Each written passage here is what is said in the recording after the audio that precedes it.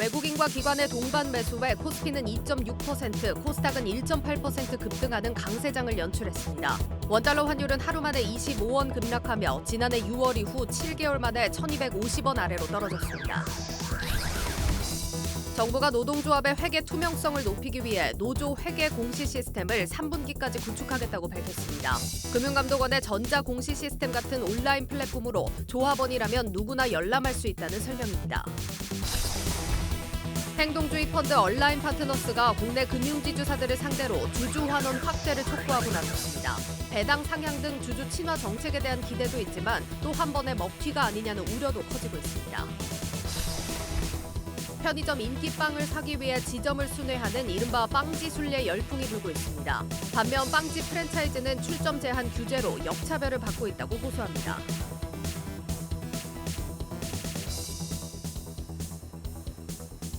최근 두 달 사이 가장 뜨거웠던 증시였습니다. 오늘 코스피 상승의 배경 그리고 주목할 이슈들 박찬희 기자와 분석합니다. 박 기자.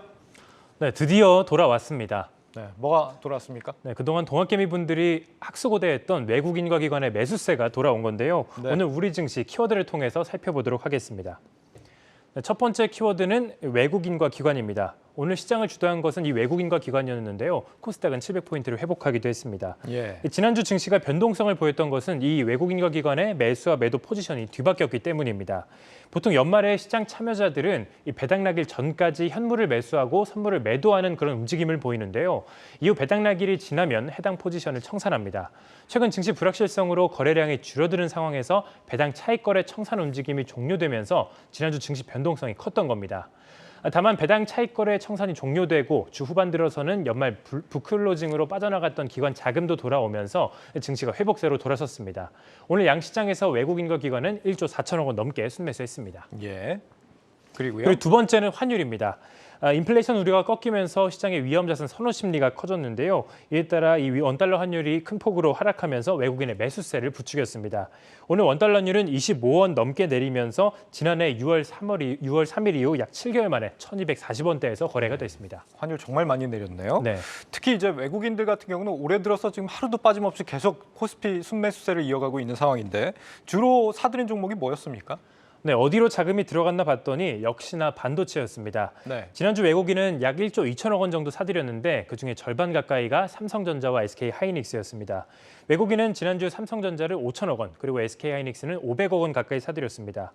이에 대해 증권가에서는 실적 부진 우려는 이미 주가에 충분히 반영됐고 오히려 부진한 실적이 메모리 반도체 감산 가능성을 높이고 또 하반기 실적 턴어라운드 기대감으로 이어지고 있다라고 설명했습니다. 오늘 삼성전자는 지난주 금요일 아쉬운 4분기 실적을 발표했음에도 불구하고 4거래일째 상승 행진을 이어갔습니다. 삼성전자는 2.88% 올라서 지난 12월 15일 이후 약 한 달여 만에 6만 전자를 되찾았는데요. 지난주 초 52주 신저가를 기록했던 SK하이닉스도 4거래일 내리 반등해서 어느새 8만 6천 원을 회복했습니다. 네, 삼성전자가 어제 연내 로봇 출시도 공식화를 했는데 네. 이러면서 지금 코스닥 관련주들도 오늘 강세로 마감하기도 했습니다. 휴림 로봇 28% 넘게 오르기도 했고요. 또 미국 임금 상승세 둔화가 이제 인플레이션 완화 신호를 일으키면서 이제 대표 성장주라고 할 수 있는 네이버, 카카오 7% 가까이 크게 올랐다는 점도 특징이었습니다. 오늘 증시에서 가장 주목할 만한 이슈하면 역시 JP모건 헬스케어 컨퍼런스겠죠? 맞습니다. 그래서 오늘장 스포트라이트도 헬스케어 관련주로 뽑아봤습니다. 네. 오늘부터 나흘간 개최되는 이 JP모건 헬스케어 컨퍼런스를 앞두고 행사에 초청된 일부 기업들의 주가가 예사롭지 않았습니다. 올해로 41회째를 맞이한 JP모건 헬스케어 컨퍼런스는 미국 샌프란시스코에서 열리는 세계 최대 규모의 제약바이오 투자 행사인데요. 이번 행사에서 공식 초청된 국내 기업으로는 삼성바이오로직스, 한미약품, 앞타바이오 등이 있습니다. JP모건 헬스케어 컨퍼런스를 지난주에 열렸던 이 국제 전자제품 박람회인 CES 같은 행사라고 착각할 수도 있는데요. 실제로는 그렇지 않습니다. 이 행사는 JP모건이 기관 투자들을 상대로 유망한 기업들을 초대해서 비공개로 진행하는 IR 행사입니다. 기업별 프레젠테이션이 끝나면 필요에 따라서 기관 투자자와 1대1 미팅을 열고 투자 유치와 파트너십 구축에 나서는 그런 방식입니다. 특히 이번 행사는 코로나19 이후 약 3년 만에 대면 행사라는 점에서 지난 3년보다 더 활발한 교류가 진행될 것으로 보입니다. 그렇죠. 여기서 기술 수출 협약 같은 게 맺어지면 또 큰 호재로 작용을 하고 하잖아요. 우리가 행사에 참석하는 기업들을 다 알 필요는 없을 것 같고 특히 좀 주목해야 될 기업이 있다면 어디가 있을까요? 맞습니다. 이번 컨퍼런스에 참석한다고 밝힌 국내 기업 중에서 오늘 주가 상승률이 지수 상승률을 웃돈 기업을 좀 추려봤습니다. 네. 코스닥 상장사인 apta바이오와 이 사페로는 각각 5% 그리고 4% 가까이 올랐고 또 SK바이오팜은 3.39% 올랐습니다. 세 기업 모두 코스닥과 코스피 상승률을 뛰어넘었는데요. apta바이오는 이번 이 컨퍼런스에서 글로벌 투자자들과의 미팅을 통해서 현재 주력하는 파이프라인을 소개하고 또 이 임상실험 내용 공유와 기술 수출에 대한 그 협의를 진행한다라고 밝혔습니다. 샤페론의 경우 이번 컨퍼런스 연계로 진행되는 바이오 파트너링에 참가를 하는데요. 이 자리에서 회사의 핵심 기술과 임상 이상 결과를 바탕으로 글로벌 기업들과 글로벌 기술 이전 등을 비롯한 파트너십을 구축하겠다라고 설명을 했습니다. 네, 앞서 보여준 기업들 가운데 SK바이오팜 같은 경우는 이번 컨퍼런스에 참여하지 않는다라고 하는데도 주가가 강세를 보였습니다. 어떤 배경입니까? 네, 말씀해 주신 대로 SK바이오팜은 JP모건 컨퍼런스에 참석하지 않는 것으로 밝혀졌습니다. 네. 대신 이 모기업인 SK와 바이오 계열사인 SK팜테크와 함께 현지 시간 11일 샌프란시스코에서 자체 컨퍼런스인 SK바이오 나이트라는 것을 개최합니다. 이동훈 SK바이오팜 대표와 요그 알그림 SK팜테코 대표가 발표자로 나서서 사업 현황 등에 대해서 발표하고 또 네트워킹에 힘을 쏟겠다라는 계획인데요. JP모건 헬스케어 컨퍼런스가 특정 장소가 아닌 여러 장소에서 개별적으로 진행되는 점을 활용한 겁니다. 한편 SK바이오팜은 이번 컨퍼런스뿐 아니라 지난주에 열린 CES에도 참석을 했습니다. SK바이오팜은 이번 행사에서 웨어러블 디바이스 5종을 공개해서 CES 첫 참가임에도 불구하고 국내 제약사 최초로 CES 혁신상을 수상했는데요.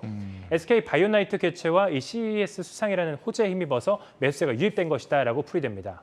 다만 JP모건 헬스케어 컨퍼런스와 관련해서 주의할 점이 있습니다. 관련주들이 연초 행사를 기점으로 단기적으로 주가가 강세를 보이긴 하지만 그 효과가 보통 오래 지속되지는 않는다라는 점입니다. 지난 2015년 한미약품의 대규모 기술 수출권을 제외하면 실제로 주가 상승 재료로서 그 오래 지속되지 못했다는 것을 확인할 수 있었는데요. 투자하실 때 이 부분을 좀 참고하시면 좋겠습니다. 네. 증시 프리즘 박찬희 기자였습니다.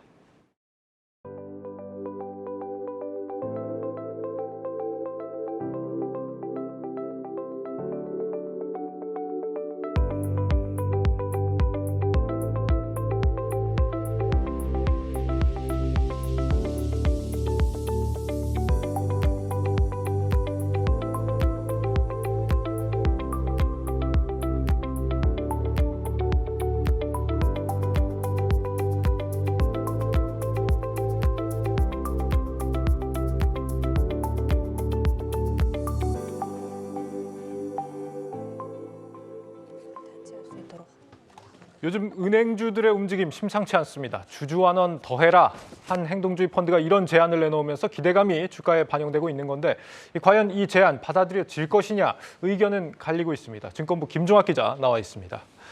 김 기자, 은행을 상대로 이런 주주 행동이 처음이라면서요? 구체적으로 어떤 요구가 있는 겁니까?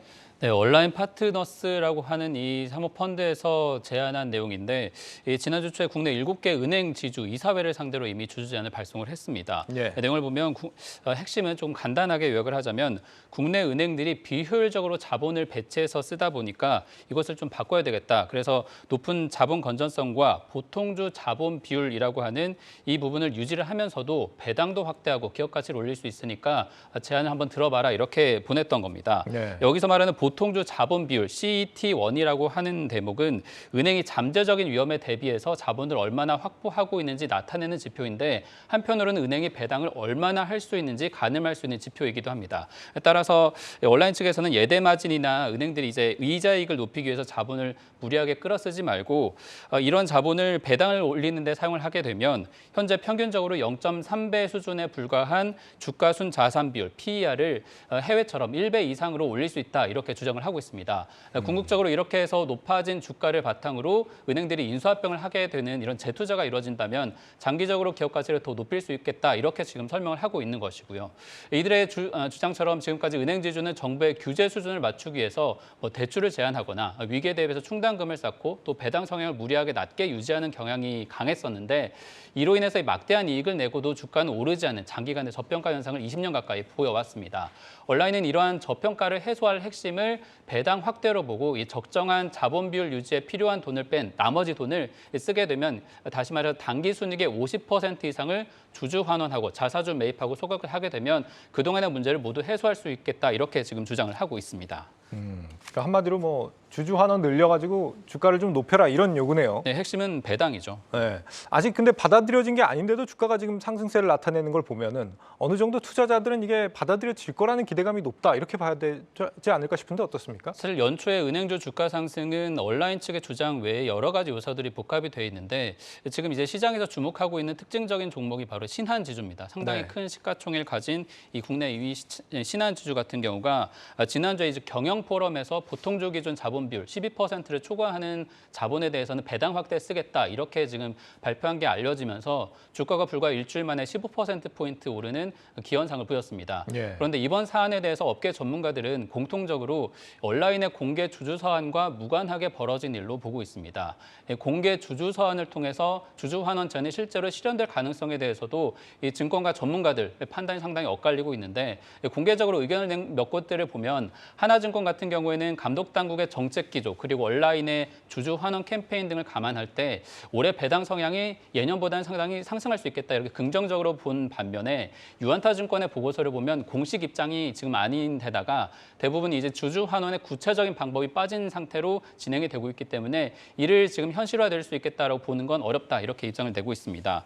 게다가 이 현재 증권업계 전망에 따르면 은행지주들의 4분기 실적이 예상치 평균보다 3%가량 더 낮게 나올 것으로 지금 걱정이 되는 상황이거든요. 지난해 금리 인상 국면에선 이익이 증가해 왔지만 통상 12월은 비수기인데다가 지금 경기 둔화를 앞두고 대출 증가율이 하락을 하면서 이자율까지 줄어드는 그러니까 은행의 먹거리가 줄어든 여러 가지 문제점이 또 발견이 되고 있는 겁니다. 예. 여기에다가 1분기 지금 그동안에 지난해 상당히 문제가 됐던 유동화증권 만기를 막기 위해서 은행 자금이 필요한 상황이고 또 감독 당국에서도 주주 환원의 어려움을 감당하는 범위 내에서 이 배당을 해야 된다 이렇게 또 언급을 하다 보니까 은행지주 이사회에서 전향적인 결정을 하기에는 상당히 좀 부담스러운 시점이다 이렇게 좀 볼 수 있겠습니다. 당국에서도 어느 정도 압박이 좀 들어와 있는 상태네요. 사실 뭐 어떤 정부든 간에 지금 은행들에 대한 어떤 좀 암묵적인 어떤 규제 움직임, 압박 네. 같은 건 계속 있어 왔습니다만 사실 이번 정부만큼 강하게 또 직접적으로 이렇게 언급하는 경우는 적었거든요. 뭐 이렇게 금리도 뭐 직접적으로 좀 내리라고 말을 하고 이런 예. 정도인데 은행들이 이 상황에서 그걸 좀 거스른다는 건 쉽지 않아 보이는데 이런 한국의 금융권 특성 잘 알 텐데도 행동주의 펀드가 지금 굳이 나선 거는 어떤 배경일까요? 국내 은행들의 주주 현황을 한번 보시면 뚜렷한 지배주주를 발견하기 어렵다라는 특징이 있습니다. 예. 그러니까 주인 없는 회사라고 볼 수 있는데 이게 바꿔 말하면 지배적인 주주가 없기 때문에 이사회가 중심이 되고 이사회는 사실상 거수기 역할을 한다 여러 가지 비판을 많이 받았던 조직이기도 합니다. 그런 상황에서 소액주주들을 소액주들을 모아서 이 부분을 공략하게 되면 오히려 제안을 받아들이게끔 만들 수 있기 때문에 이걸 지금 온라인 파트너스에서 집중적으로 시행을 하고 있는 겁니다. 이 온라인이 팔고든 이런 부분들에서 보면은 그럴 힘이 좀 있다라고 볼 수 있는 게 주주 제한에 앞서서 지금 우리금융 지분을 1% 정도 확보를 했고 JB금융 지분은 14%를 지금 보유하고 있습니다. 예. 또 DGB금융 지분 같은 경우에도 주주들로부터 의결권을 넘겨받아서 1%를 행사할 수 있는 상황이라서 실제로 주주 제한이 제대로 받아들여지지 않을 경우에 실력 행사를 할 수 있을 만한 여러 가지 기반들을 지금 일찌감치 갖춰놓고 제안을 했다 이렇게 볼 수 있겠습니다. 이번 지금 온라인 외에도 최근에 이제 부쩍 행동주의 펀드들 목소리가 좀 높아지고 있는 실정입니다. 지금 이걸 놓고 또 먹튀 아니냐, 뭐 기업 사냥꾼들 아니냐, 뭐 과거부터 왔던 이런 논란들도 여전히 제기가 되는 상황인데 네. 투자자들이 이런 현상을 좀 어떻게 받아들여야 되겠습니까? 사실 2018년에 이제 주주 행동주의를 만들 수 있는 스튜어드십 코드라고 하는 제도가 도입이 되면서 그동안에 어떤 펀드 문화들이 많이 바뀌기는 했습니다만 아직까지는 그런 말씀하시는 의혹이 해소가 되지는 않은 것 같습니다. 다만 지금 이번에 은행주를 상대로 행동을 하고 있는 온라인 파트너스가 행동주의의 어떤 물꼬를 텄다라고 볼 수 있겠고요. 그 사례가 지난해 SM 엔터테인먼트가 이수만 총괄 프로듀서의 개인 회사 라이크 기획을 떼어내도록 계약 종료를 이끌어낸 부분이 있고 또 이 회사 외에도 트러스톤 자산운용이 또 지난달에 태광산업의 흥국생명 유상증자 참여에 문제를 제기하면서 이를 보류시키는 성과를 내기도 했습니다. 예. 그 외에 또 지금 주목할 만한 변화가 플래시라이트 캐피털 파트너스라고 하는 또 한국계 이제 대표가 있는 이 회사와 안다자산운용이 KTNG를 상대로 한국인삼공사, 인적분할 이런 여러 가지 지배구조 개선을 압박하고 있기도 합니다. 이 행동주의 목소리가 이렇게 커지는 커지는 과정에서 지난해 기준으로 SM 주가가 실제로 20% 정도 올랐고 KTNG 주가는 26% 단기간 상승을 하면서 실제로 이러한 펀드들뿐 아니라 주주들도 조금 이익을 보는 그런 상황이 이어지고는 있습니다. 하지만 정말 행동주의 펀드가 주주 친화적인 행보를 보여왔다 하더라도 결국에는 수익률을 상환해야 하는 펀드라는 상품 이런 측면에서는 본질적으로 바뀌지 않거든요. 그래서 저평가 해소를 내세워서 기업의 파트너로서 어떤 경영 위험을 공동으로 부담하는 것이 아니라 단기간의 주가 차익이나 대규모 배당을 받고 지분을 파는 행태가 될 가능성도 배제할 수 없기 때문에 이들에 대한 의구심이 여전한 것으로 좀 볼 수 있습니다. 오는 3월 이제 주주총회가 곧 다가올 텐데 여론에 대한 영향력이 아무래도 이들 펀드들이 커졌기 때문에 그동안에 쌓였던 의구심을 덜어내고 장기적인 투자 성과를 입증해야 이런 한국식 행동주의 펀드가 성장을 이어갈 것으로 예상이 되고 있습니다. 증권부 김종학 기자였습니다.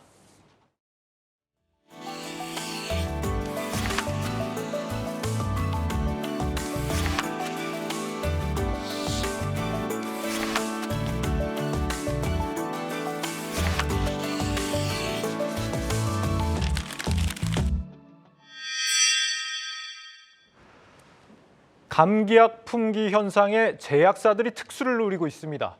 정확히 어떤 제약사가 수혜를 보는 건지 또 이 중국인들이 국산 감기약을 사재기한다는데 실제 팩트체크도 해봤습니다. IT바이오부 김수진 기자 나와 있습니다. 김 기자, 이 감기약 품귀 현상이 지금 해가 바뀌었는데도 여전하다고요? 네, 여전히 이제 수요가 공급보다 많다고 합니다. 예. 약국이 위치한 지역이라던가 이제 뭐 규모마다 상황은 조금 다르긴 하지만요. 특정 브랜드 감기약 중심으로 자주 품절된다는 게 현장의 목소리입니다.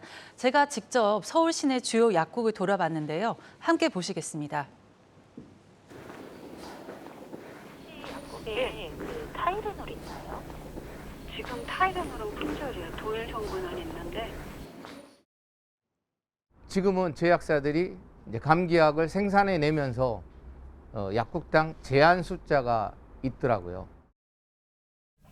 아주 막 원활하진 않은데 품절이 됐다가도 한 달에 그래도 한 번씩은 출하가 되거든요. 전에는 막 아예 몇 달씩 막 약이 없고 그랬었는데.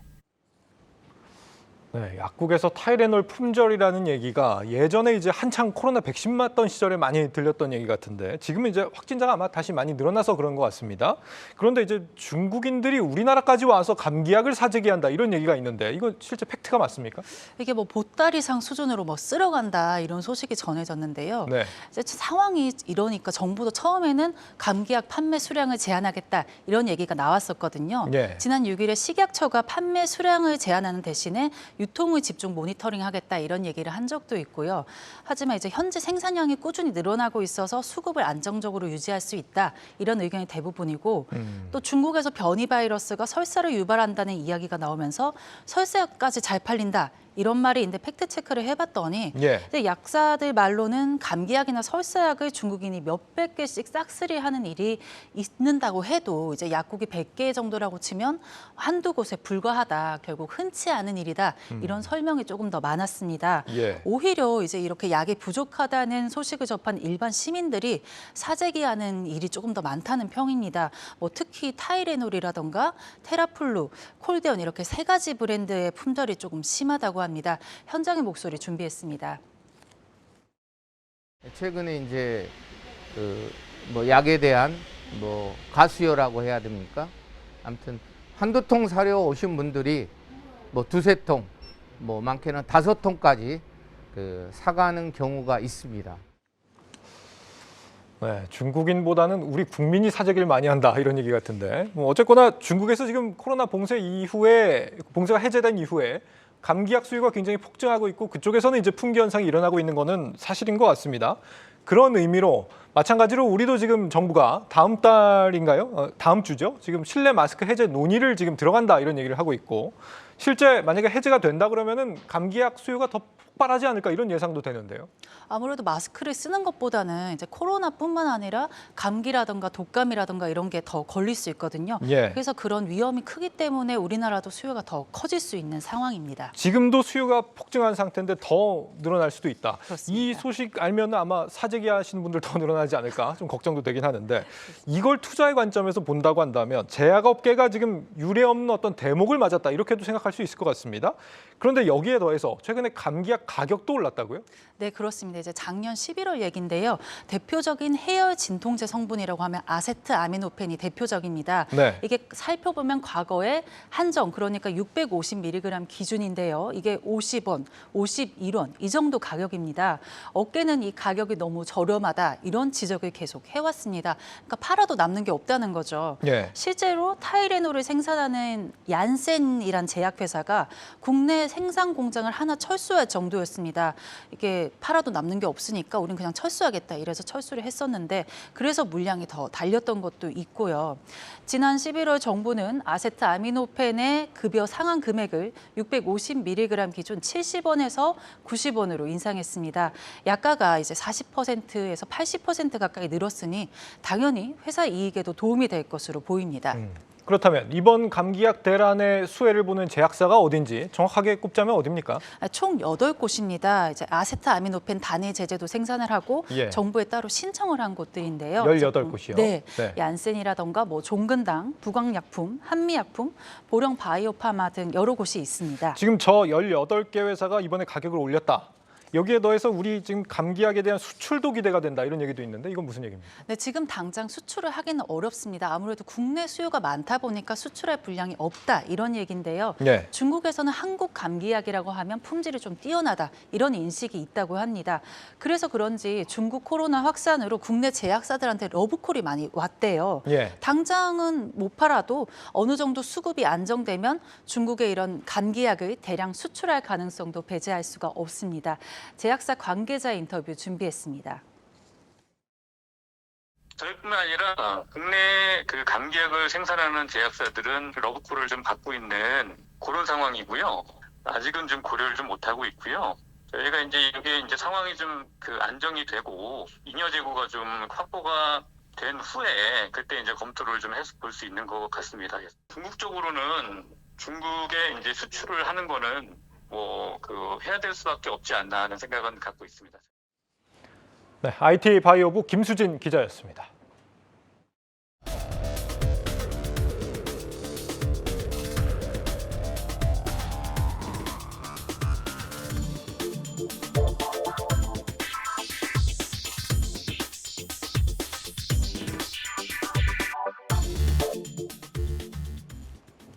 정부가 노동개혁의 본격 시동을 걸고 나섰습니다. 노동조합 회계 투명성을 높일 수 있는 공시 시스템 구축과 회계감사 강화를 추진합니다. 또 파견 근로가 허용되는 업종을 확대하고 파업을 하면 다른 근로자로 대체할 수 있도록 허용하는 방안도 포함됐습니다. 전민정 기자입니다. 윤석열 정부의 노동개혁은 노사 법치주의 확립에 초점이 맞춰진 모습입니다. 2023년은 공정과 법치의 노동개혁 원년으로 삼아서 상생과 연대의 노동시장 구축을 위해서 먼저 불필요한 갈등을 예방하고 노동의 가치가 진정으로 존중될 수 있도록 노사 법치주의를 확립할 예정입니다. 최우선 과제는 노동조합의 깜깜이 회계를 선보겠다는 것입니다. 고용노동부는 노조의 재정 투명성을 높이기 위해 우선 3분기 중 늦어도 9월까지 노조 회계 공시 시스템을 만들기로 했습니다. 금융감독원의 전자공시 시스템인 다트처럼 온라인 플랫폼을 통해 공표 의무가 없는 노조 회계 공시도 조합원이라면 누구나 볼 수 있도록 하는 방안이 유력합니다. 일단 노조가 자율적으로 공시하도록 하되 다음 달 중 공시 대상과 항목, 절차 등을 담은 입법안을 마련해 법적 보완에 나서기로 했습니다. 오는 3월엔 시행령을 고쳐 노조 회계감사원의 자격과 선출 방법을 구체화하는 작업도 추진합니다. 그동안 노동조합법상 회계감사원을 통한 감사가 의무화돼 있었지만 감사원에 대한 자격 제한이 없어 독립성과 전문성이 확보되지 못했다는 지적이 잇따랐기 때문입니다. 여기에 노조 가입을 강요하거나 재정을 부정하게 사용하는 등의 노조의 불법 행위에 대한 온라인 신고를 받고 이를 근절하기 위한 법적 규율도 새로 만들기로 했습니다. 노동시장 변화의 흐름에 맞지 않는 노동규범도 뜯어고칩니다. 특히 정부는 노사 간 의견 대립이 첨예해 역대 정부가 성역처럼 손대지 못했던 근로자 파견 대상 업무 확대, 파업 시 대체 근로 허용 등도 추진할 것임을 공식화했습니다. 당장 이달부터 사회적 합의기구인 경제사회노동위원회 내에 연구회를 만들어 논의 테이블에 올리게 되는데 정부안은 올 상반기 중 윤곽이 나올 예정입니다. 정부는 노조회계 투명성 강화와 함께 노동개혁의 또 다른 축인 근로시간 임금체계 개편에도 속도를 낸다는 방침. 주 52시간제 연장 근로 기준을 최대 연단위로 확대하는 내용의 법안은 다음 달 입법 예고하고 노사와 전문가가 참여하는 상생임금위원회를 통해 직무와 성과 중심으로 임금체계를 개편한 기업에 대해서는 혜택을 더 주기로 했습니다. 한국경제TV 전민정입니다. 경제부 이민재 기자와 사안 자세히 분석합니다. 이 기자, 윤석열 대통령이 지금 화물연대 파업 저지 이후에 지금 지지율 상승과 함께 계속해서 지금 노동개혁 드라이브를 걸고 있습니다. 이제 좀 본격화가 되는 것 같은데 앞서 리포트에서 나온 것 중에 가장 좀 이해가 안 가는 게 이제 파견 업종 확대란 말이죠. 파견 업종 확대하는 게 어떤 취지에서 얘기를 하는 겁니까? 이게 충분히 양쪽으로 생각할 수가 있습니다. 네. 노동계 입장에서는 이 파견에 대해서 굉장히 민감하게 생각을 하거든요. 왜냐하면 파견이라는 것 자체가 어떻게 하게 되면 질적인 면이 좀 저하된다는 우려가 있고, 근데 반대로 경영계 입장에서는 이런 파견 업무가 늘면 훨씬 더 경영 입장에서는 효율화가 높아진다라는 얘기가 있거든요. 네. 근데 일단 정부 입장에서는 좀 명확합니다. 내용이. 왜냐하면 이게 법 제정이 만들어진 최종 단계가 2007년인데 이때 32개 업종만 이제 이 파견이 허용됐었거든요. 네. 지금 15년이 흘렀기 때문에 충분히 법적이나 면이나 아니면 업종 면에서 굉장히 다양화가 이루어졌는데 이것이 안 됐다라는 게 일단 그 정부 입장이고, 그런 점에서 좀 개선이 이루어진다는 게 입장입니다. 네. 노동조합 회계 공시 시스템을 지금 만들겠다. 어쨌거나 뭐 투명해진다라는 개념에서 나쁜 내용은 아니지 않습니까? 근데 반발이 나온다고요? 맞습니다. 이게 가장 눈에 띄고 좀 자주 거론되는 부분이긴 한데요. 이게 아무래도 파급력 때문입니다. 이 앞서 리포트에서 보시다시피 그 금융 공시, 다트처럼 이제 확실히 모든 게 한눈에 볼 수 있는 것으로 운영이 될 것인데, 문제는 이게 입장에 따라서 투명성이 한층 강화될 수도 있지만 이 반대 입장에서 보면 네. 이를 통해서 제약이 좀 뒤따를 수 있다라는 우려가 나오고 있습니다. 노조 외에도 뭐 지금 직능 단체나 이익 단체들이 굉장히 많은데 왜 하필 노동조합한테만 이렇게 하는 거냐? 노조를 좀 비리 집단으로 몰아세우는 처사가 아니냐, 지금 이렇게 노동계에서는 주장을 하고 있습니다. 정부는 지금 이런 반발에도 사실 별로 아랑곳하지 않는 분위기죠? 뭐 사실 이것뿐만 아니라 계속해서 이제 점검 대책을 내놓고 있는데, 특히나 이제 지금 하고 있는 것은 자율 점검을 하고 있거든요. 이게 이제 지난해 말부터 한 1월 말까지 한 달 정도 운영이 되는데, 이때 이제 점검 결과를 보고 이를 위반하면 이제 과태료를 부과한다고 이제 강경하게 좀 대응할 거라고 입장을 밝혔습니다. 예. 또 리포트에서 언급한 것처럼 이제 또 다음 달 회계노조법 개정안도 발의하기로 했는데, 이게 이제 점검 결과를 보고 나서 뭐 어떻게 그 대상이 어디까지일지 이런 것들을 좀 챙겨봐야 될 것 같습니다. 실제 이 회계가 잘 이루어지고 있는지 전수조사도 진행을 하고 있는 상황 아닙니까? 맞습니다. 지금 지원 사업이라는 게 결국 돈줄인데 이것 관련해서 좀 계속해서 조사를 하고 있거든요. 일단 3월까지 진행될 예정인데 뭐 사무실 지원 실태라든지 이런 것들 좀 꼼꼼하게 살필 예정입니다. 뭐 지난해 이제 관련 사업을 수행한 게 뭐 38개 단체, 또 51개 사업이 대상으로 좀 문제가 되고 있다고 판단하면 이 보조금 사용 결과를 인정하지 않고 환수한 다음에 내년에 제재를 진행하기로 했습니다. 또 이를 노조보다는 MZ세대나 아니면 노조로 이제 미조직이 된 근로자들로 좀 지원 방향을 돌리는 안을 좀 검토 중에 있습니다. 예, 일단 영세한 노동조합 같은 경우는 이런 회계 준수 사항 같은 거 완벽하게 갖춰 놓는다는 게 쉽지는 않을 것 같습니다. 그러니까 정부가 언제든 규제를 하기 위한 근거로 쓰이는 게 아니냐. 사실 노동계는 이런 염려를 하는 것처럼 보이거든요. 맞습니다. 이 노조 자유를 침해하는 초법적인 감시라고 일단 반발을 하고 있거든요. 예. 이게 이제 불길은 좀 더 번질 것으로 보입니다. 왜냐하면 이게 해당 사안이 어떻게 보면 이제 국회 차원에서 정쟁의 중심에 설 것이라는 예측이 나오고 있습니다. 일단 더불어민주당 같은 경우에는 이제 저번 주에 이번 주 안으로 이제 올해 그 뭐 을지로위원회 소속 의원들을 중심으로 해서 산업재해 예방 TF를 만들어서 이 정부와 여당에 대항해 동시에 또 노동 관련 법안을 제안할 것으로 예고를 했는데요.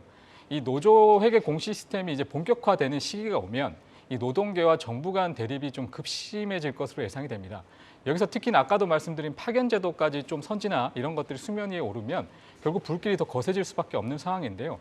이때 이제 중대재해처벌법 같은 거나 아니면 근로시간 개편 등에 대해서 재논의를 하자라는 주장도 제기가 될 수가 있습니다. 네.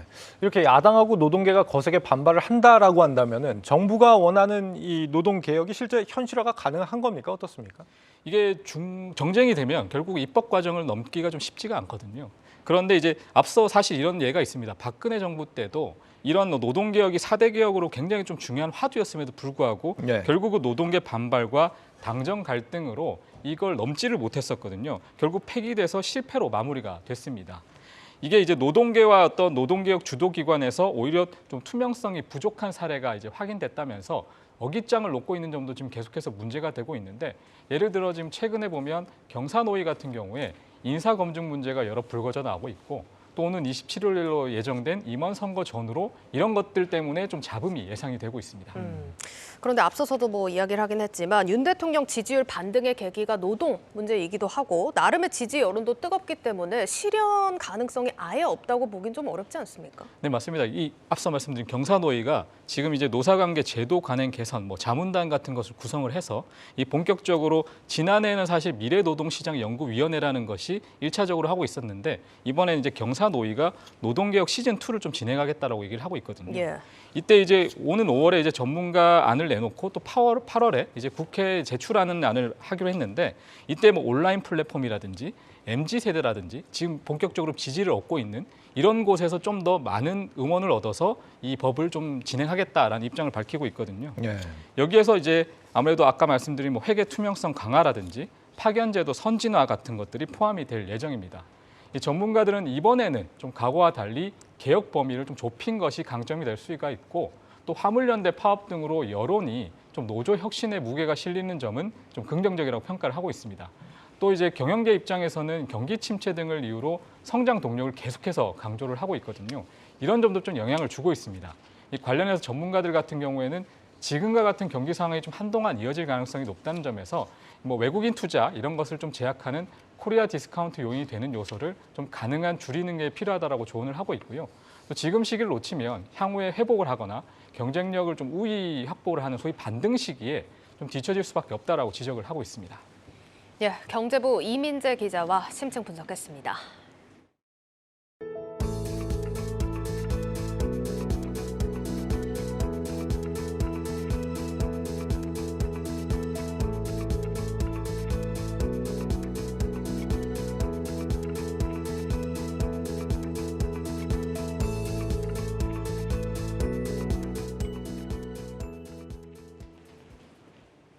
정부가 은행 영업시간 정상화를 주문하고 나면서 은행들 고민이 이만저만이 아닙니다.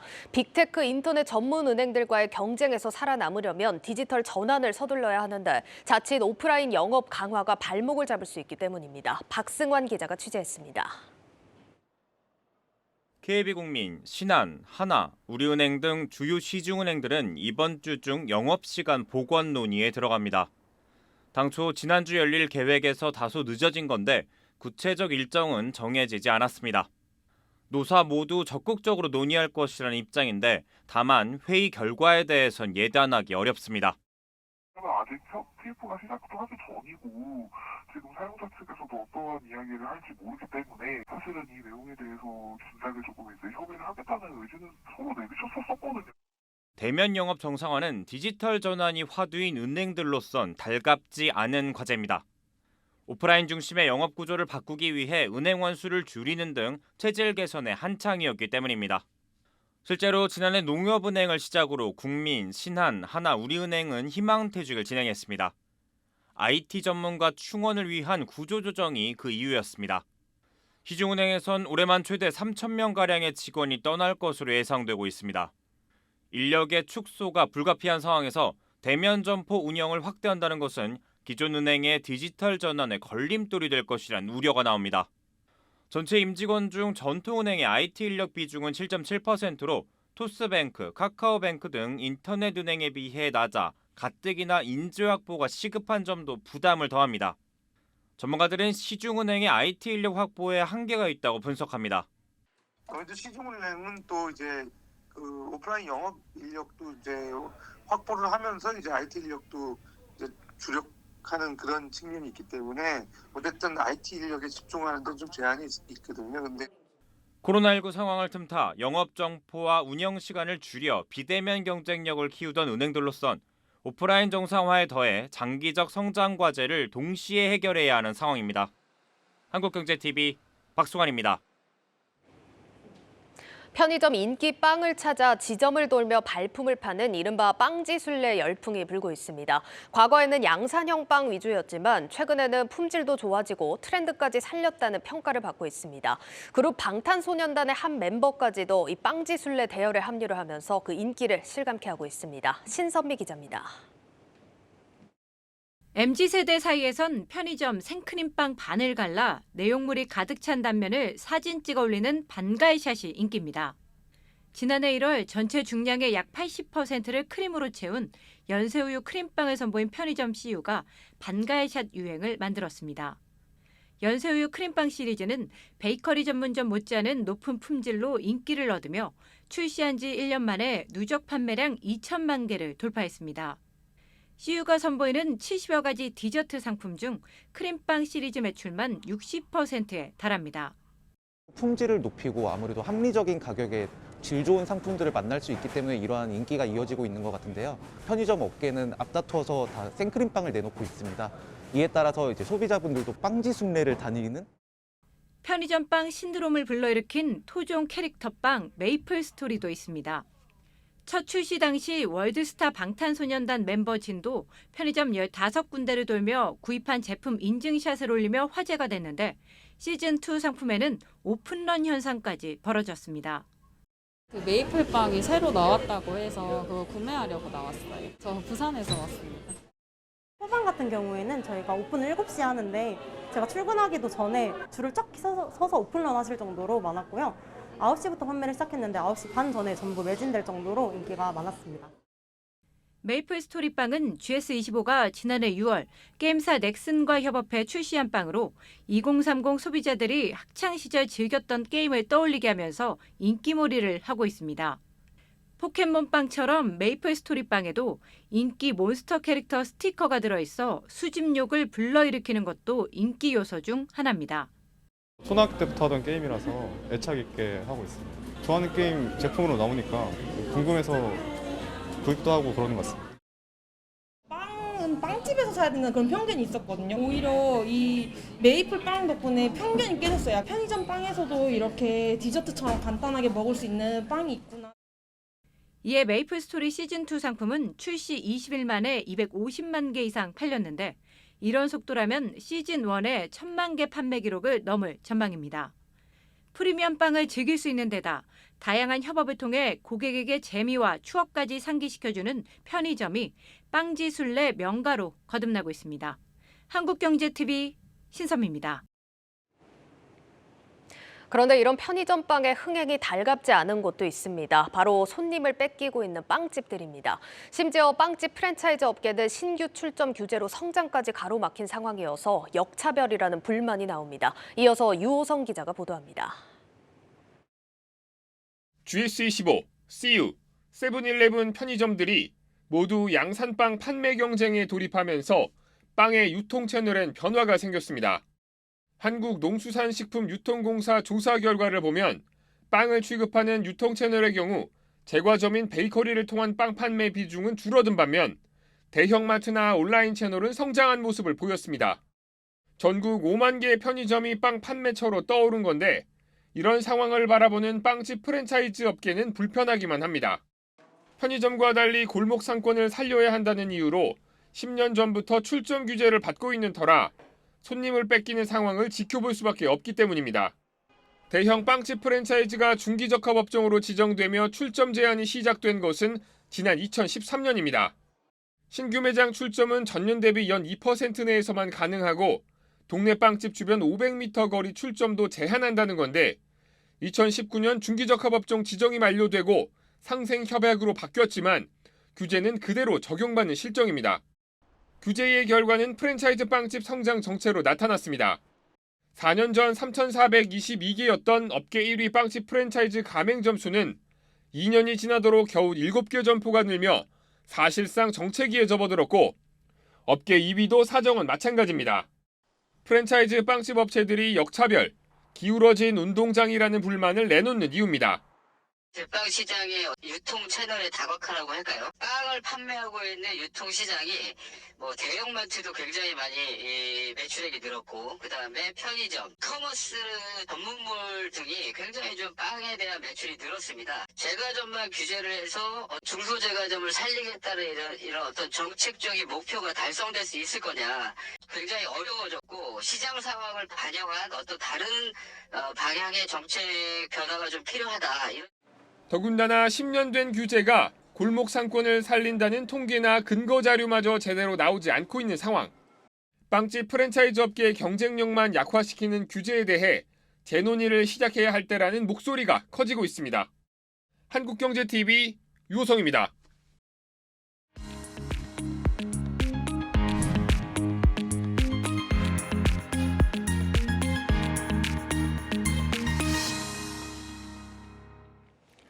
네, 국내 배터리 동박 시장에 큰 변화가 일고 있습니다. 얼마 전 롯데케미칼이 일진 머티리얼즈 인수에 성공을 한 가운데 최근 동박 기업들의 최대 고객사죠. LG 에너지 솔루션의 공급선에도 변화가 생겼습니다. 이에 따라 그간 SK 넥실리스가 독주하던 시장에 롯데케미칼과 고려 아연이 도전장을 내면서 3파전 양상을 띠고 있습니다. 이 내용 산업부 강미선 기자와 함께 살펴보겠습니다. 강 기자, 먼저 동박이 어떤 역할을 하고 이 시장 규모는 얼마나 되는 겁니까? 네, 먼저 화면을 보시면요. 얇고 평평한 구리가 나오는데 예. 이게 바로 동박입니다. 배터리 4대 핵심 소재 중 하나인 음극재에 들어가 전류에 흐르는 역할을 하게 해준대요. 전체 배터리 재료비의 5에서 10% 정도를 좀 차지를 합니다. 전기차용 배터리 수요가 늘면서 소재인 글로벌 동박 시장도 굉장히 급성장하고 있는데요. 2025년까지 연평균 40% 이상의 성장이 예상됩니다.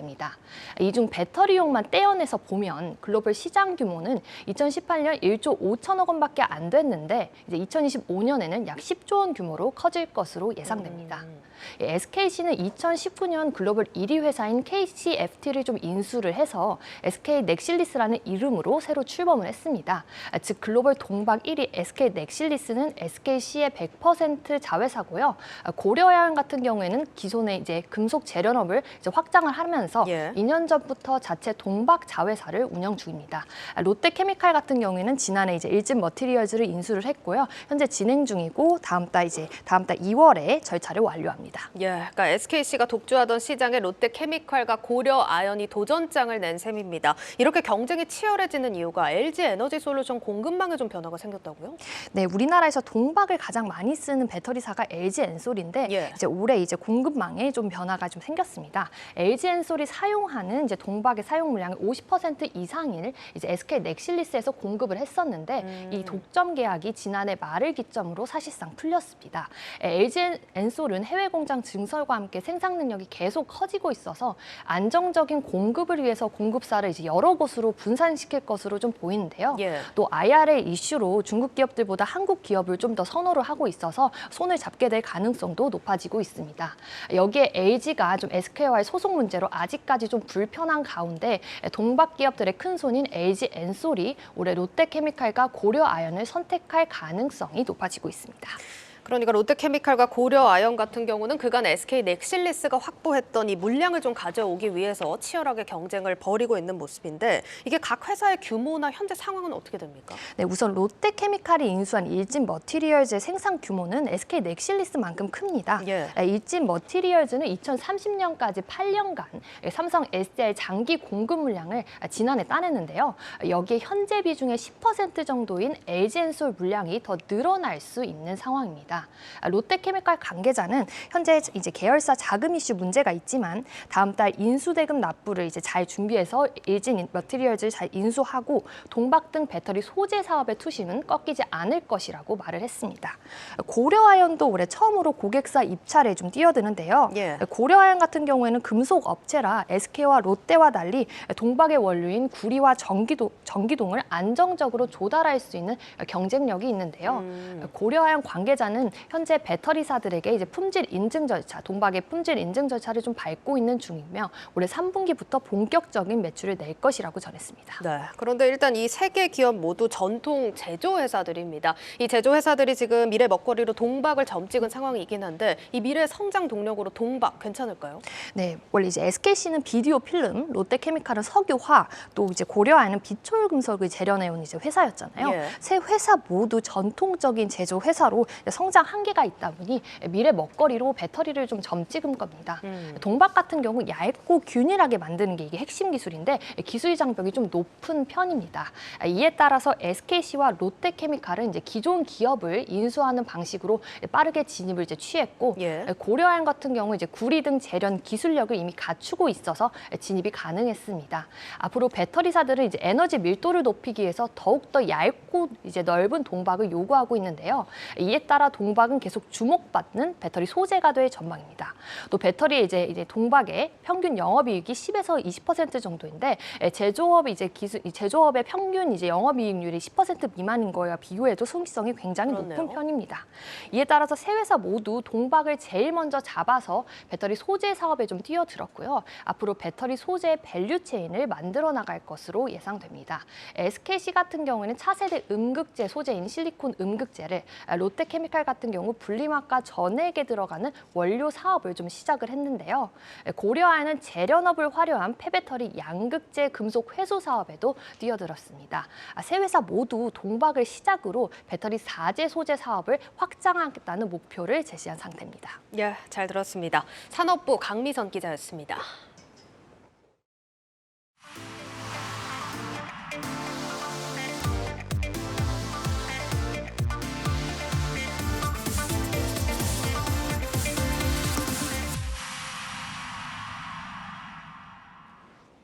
네, 지난주 금요일 뉴욕 증시 큰 폭의 상승세로 마감이 된 가운데 실적 시즌 다가오고 있습니다. 월가에서 주목하는 기업 이슈 오민지 기자와 함께 짚어보도록 하겠습니다. 오 기자, 오늘은 어떤 소식입니까? 네, 오늘은 월가에서 은행주가 다시 부상하고 있다고 해서 관련한 소식 준비해 봤습니다. 이번 주 13일부터 미국 주요 은행주들이 4분기 실적 발표를 예정하고 있습니다. 네. 지난해 연준이 금리 인상을 이어가면서 미국 은행들의 이자 수입이 늘어났을 것이다, 이런 예측이 나오고 있는데요. 이자 수입이 늘면서 은행의 핵심 수익 지표인 순이자 마진이 좋아졌을 것이다 라는 분석이 나오고 있습니다. 예, 뭐 금리 상황은 말씀 안 드려도 얼마나 높아졌는지 다들 아실 것 같고요. 은행주들이 지금까지 주가 흐름도 굉장히 좋지 않았습니까? 네, 은행주들은 유망주로 떠오르고 있는 만큼 주가도 지난해 말부터 상승세를 이어오고 있습니다.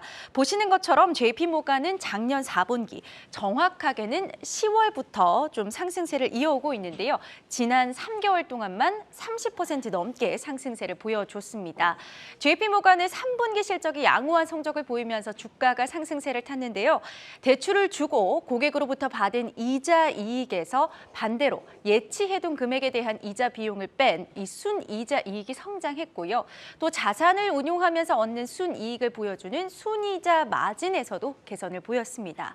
순이자 이익은요, 전년 동기보다 무려 34% 성장했습니다. 그러니까 확실히 이런 이자 수익이 개선된 거, 그러니까 이번 호실적의 배경이 금리 인상 영향이 꽤 큰 거네요. 네, 맞습니다. 이 금리가 오르면서 이자 수익이 분명 좋아진 겁니다. 반대로 이 비이자 이익의 경우는 줄어들었는데요. 워낙에 이자 이익이 좋아지면서 이 부분을 상쇄한 거죠. 올해 상반기까지는 금리 인상 기조가 이어질 것으로 보이면서 은행주들의 이자 수익 성장이 계속 기대되는 상황입니다. 다른 은행주들도 상승세입니다. 지난 연말부터 지금까지 한 달 동안 뱅크 오브 아메리카는 6.27%, 시티그룹은 5.46%, 웰스파고는 0.71% 상승했습니다. 예. 그런데 앞서서 뭐 주가 흐름 봤지만 4분기나 작년 말부터 이렇게 상승세가 이어지고 있는 거잖아요. 네. 근데 금리 인상 흐름은 사실 작년 내내 좀 이어져 오던 상황이었는데 왜 이렇게 늦게 반영이 된 걸까요? 이 금리 인상의 속도가 또 중요한 관건이었는데요. 예. 기존에는 금리가 너무 빠르게 오르면서 은행들이 이자 수익의 재미를 보기는 좀 어려웠습니다. 이제는 본격적인 고금리 시대가 시작됐습니다. 은행들의 이자 수익이 점차 늘어나는 구조가 된다, 이런 분석 때문입니다. 미국의 투자자문사인 더글라스 씨 레인 앤 어소시에이츠는요, 그동안은 금리가 너무 빨리 올라서 은행들이 돈 벌기 좀 어려웠다면 이제는 높아진 금리로 득을 보기 시작할 것이다 라고 이야기를 했습니다. 그러면서 모간 스탠리, 뱅크 오브 아메리카 등 대표적인 미국 은행주들을 주목했습니다. 투자은행인 오펜하이머도요, 고금리 정책에 따른 은행주들의 수혜가 있을 수 있다고 분석했습니다. 대출도 증가할 것으로 보인다면서 미국 은행들의 작년 4분기 또 2023년의 실적이 안정적일 것으로 내다봤습니다. 예, 그러니까 본격적인 고금리 시대가 시작이 되면서 수혜를 볼 거다라는 분석인데 고금리 시기와 겹치는 게 또 경기 침체 시기입니다. 이게 뭐 예상으로는 은행들도 물론 피해갈 수 없을 것 같은데 관련해서는 좀 어떤 의견들이 나올까요? 네, 올해 본격적으로 들이올 경기 침체에 대해서는 좀 의견이 분분한 상황인데요. 예. 먼저 은행주들이 이번 경기 침체를 잘 버틸 수 있을 것이다라는 의견으로는 웰스파고가 은행주는 경기 침체 상황에서 회복력이 있다고 설명을 했습니다. 이 웰스파고는 2023년에 은행주들이 무려 50%나 폭등할 수 있다고 전망을 했는데요. 엄격한 금융 규제로 미국 은행들은 시장 리스크를 상당 부분 제거했다 이렇게 본 겁니다. 모건 스탠리는 그중에서도 JP 모간이 다른 은행주보다 경기 침체를 잘 견딜 것이라면서 지난해 마이너스를 기록했던 영업 레버리지도 플러스가 될 것이라고 봤습니다. 이 영업 레버리지는 은행이 매출을 만들면서 벌게 되는 영업이익을 의미하는데요. 이 영업 레버리지가 플러스가 되면서 올해 JP 모간의 매출에 따라 영업이익도 늘어날 수 있다라는 겁니다. JP 모간은 작년 10월에 3분기 실적을 발표할 때에도 악영향에 대비돼 있다라면서 이 자신감을 내비친 적이 있습니다. 그러니까 공통적으로는 잘 대비가 되어 있다. 다른 업종들보다는 이 경기 침체를 버틸 체력이 있다. 이런 분석이었습니다. 그럼 반대로 경기 침체에 좀 타격을 받을 수 있다. 이런 분석은 어떻습니까? 네, 물론 경기 침체에 잘 버틸 것이다라는 의견이 지배적이기는 하지만요. 일각에서는 경기 침체는 역시 경기 침체일 것이다라는 이야기도 나옵니다. 네. 도이치방크의 전망인데요. 경기 침체와 금리 상승으로 채권 부실화의 가능성이 높아지고 있다라면서 대출 수요 역시도 줄 수 있다고 봤습니다. 결과적으로는 은행이 미래의 비용이나 손실을 계상하는 이 충당금이 늘면서 오히려 연중의 신저가를 기록할 수도 있다라고 본 겁니다. 그러면서 뱅크 오브 아메리카 또 JP 모간에 대한 투자 의견을 하향하기도 했습니다. 금리 인상으로 이제는 고금리 시대에 돌입하는 미국 경제인데요. 은행주가 어떤 결실을 맺을지 월가에서도 기대하고 있습니다. 앞서 보신 것처럼 경기 침체에 따른 결과에 대해서는 의견이 갈리는 만큼 이번 주에 있을 실적 발표까지도 챙겨보시면 좋겠습니다. 예, 13일 은행주 실적부터 챙겨보셔야겠습니다. 고웨스트 오민지 기자였습니다.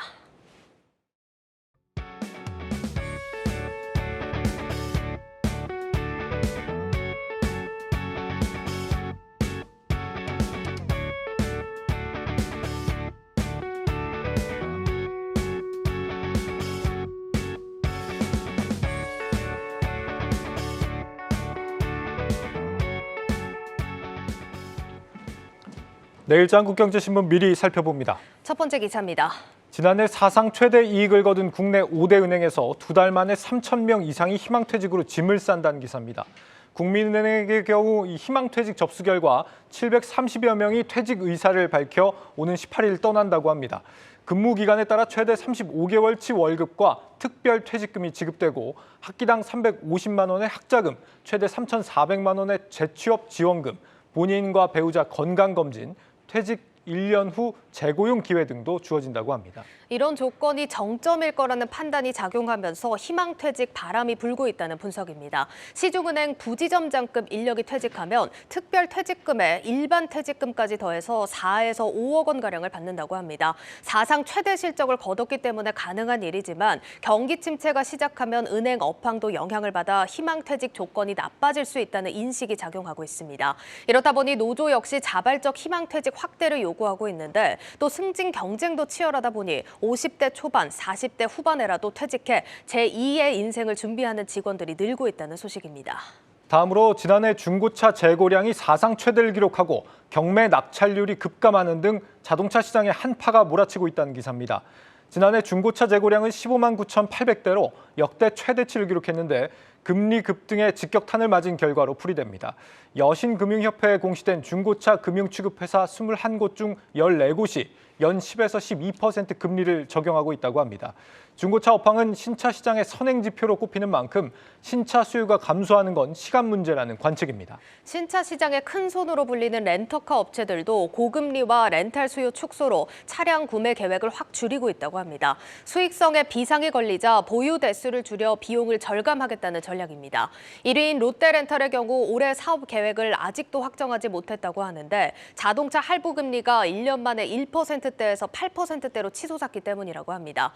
규모가 작은 업체들은 적자를 감수해야 하는 상황이라고 하는데 렌터카 업계의 연간 신차 구매량은 9만 대 안팎으로 꾸준히 상승했지만 올해는 각사별로 30% 이상 규모를 줄일 걸로 예상된다는 소식까지 전해드리겠습니다.